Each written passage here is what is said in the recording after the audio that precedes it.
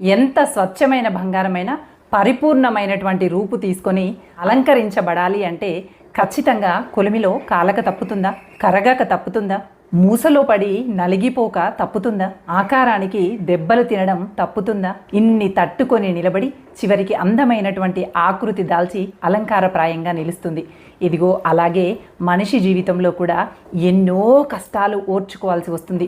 నీలో ఉన్నటువంటి తెలివితేటలు, నీలో ఉన్నటువంటి వ్యక్తిత్వం బహిర్గత పడాలి అంటే, గొప్ప స్థానం పొందాలంటే ఎంతలా కాలాలో, ఎంతలా నలగాలో, ఎంతలా కరగాలో, మానసికంగా ఎన్ని బాధలు తట్టుకోవాలో, ఎన్ని తట్టుకున్నప్పటికీ కూడా నీ లక్ష్యాన్ని వీడకుండా నిన్ను నువ్వు నిరూపించుకోవటం కోసం కనుక ప్రయత్నిస్తే ఖచ్చితంగా నీ జీవితం అందమైనటువంటి, అలంకారప్రాయమైనటువంటి, ఆదర్శవంతమైనటువంటి జీవితంగా గొప్ప స్థానంలో నిన్ను నిలబెడుతుంది. నీకు ఎక్కువగా పరీక్షలు ఎదురవుతున్నాయి, రగిలించబడుతున్నావు, నలగబడుతున్నావు, దెబ్బతినబడుతున్నావు అంటే నీవు కొలిమిలో